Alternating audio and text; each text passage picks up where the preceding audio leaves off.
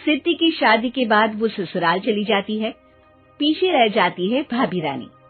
सिद्धि के ससुराल जाते ही भाभी कहती है, अरे वाह जी वाह, सारे कपड़े मेरे। हाय रे पैंट, अरे वाह वाह, मजा आ जाएगा। अरे ये सिद्धि की अलमारी के सामने खड़े होकर क्या बड़बड़ा रही है? जाकर देख मेहमानों को विदाई की मिठाई मिली कि नहीं। अब हाँ माँ जी, क्यों नहीं, लेकिन पहले कपड़े तो बदल लूं। अब रानी आ जाती है सिद्धि के उन कपड़ों में जो वो ससुराल जाने से पहले घर छोड़ जाती है। अरे रानी, कुछ दिन रुक जाती। अरे ये तो सिद्धि बिटिया को मैंने ही दिया था, बड़ा ही फबता था उस पर, तुझ पर तो कुछ खास नहीं लग रहा। अब वो ना मेरे सारे कपड़े गीले थे तो सोचा पहन लूं।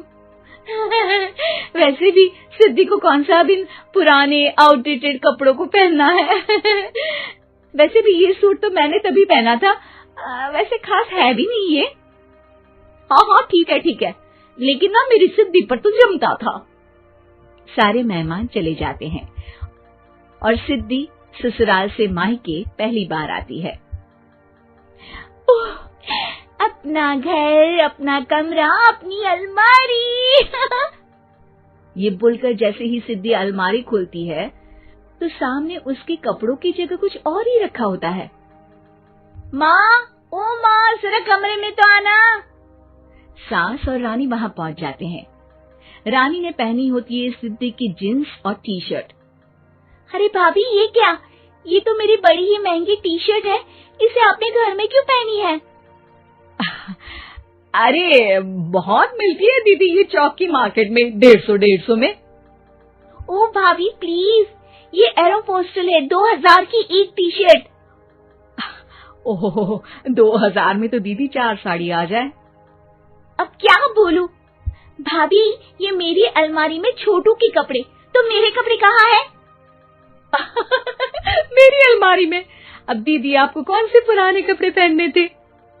माना भाभी, लेकिन मैं जब घर आती तो यही सब पहनती ना। अरे तुम तो बड़ी कंजूस हो दीदी। खैर, वक्त आता है जब सिद्धि ससुराल के लिए रवाना हो रही होती है। अरे रानी, अंदर से सिद्धि का गिफ्ट ले आ, लड़की पहली बार ससुराल से मायके आई है। रानी अंदर जाती है और एक सिंपल सी साड़ी लेकर बाहर आ जाती है। ये लीजिए माँ जी। सास बेटी को गिफ्ट देकर ससुराल भेजती है।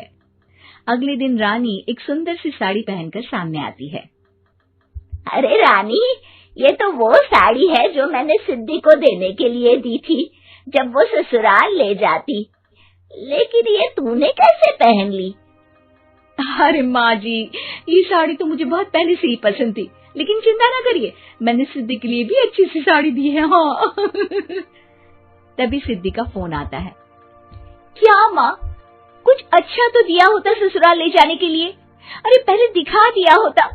यूं चमकते हुए पैकेट में नौकरानी वाली साड़ी मत दिया करो माँ।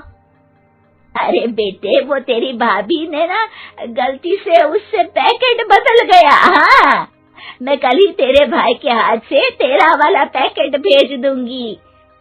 अरे रहने दो माँ, आई एम श्योर भाभी ने अभी वही साड़ी पहनी होगी जो तुमने मेरे लिए रखी थी। तुम तो समझ नहीं पाई उनको। खैर छोड़ो, मैं ज्यादा बोलती अच्छी नहीं लगती, रहने दो, आपको उन्हीं के साथ रहना है, फिर बात करेंगे। सास को रानी पर गुस्सा आ जाता है। वो उसके कमरे में जाती है जहाँ वो शादी का एल्बम देख रही होती है। रानी, मार्केट जाकर एक ऐसी ही साड़ी लेकर आ, कल प्रतीक जाकर सिद्धि के घर दे आएगा। अरे क्यों माँ जी, कितनी साड़ी देनी है दीदी को? यहाँ कोई सेल लगी है क्या? अरे चुप कर, मेरे बेटी के हिस्से की साड़ी खुद पहन ली, अब ज्यादा ज्ञान बांट रही है। एक दिन सिद्धि का फोन आता है।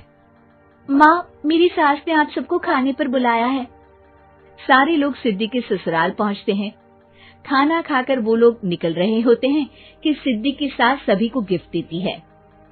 अरे बहन जी, बेटी के घर का खाना खा लिया, यही बहुत है जो आप ऊपर से गिफ्ट भी दे रही है। अरे बहन जी, आप भी कहाँ इन बातों पर विश्वास कर रही हैं। सास सभी को गिफ्ट देती है, लेकिन रानी को जो साड़ी देती है वो अजीब सी हरे रंग की लाल रंग के बड़ी छाप वाली होती है। अरे छी, ये कौन पहनेगा? सासू माँ को तो जरी वाली इतनी सुंदर, और मेरे लिए ये नौकरानी वाली। अरे भाभी, दरअसल मैं जब भी घर आती थी आप वापसी में ऐसी ही साड़ी देती थी ना, तो माँ ने सोचा कि आपको आपकी पसंद की ही साड़ी क्यों ना दी जाए। बेचारी रानी, बोलती भी तो क्या। सिद्धि और सास रानी का चेहरा देखकर हंसने लगती है, तो रानी समझ जाती है कि अपने ही बिछाए जाल में वो फंस चुकी है।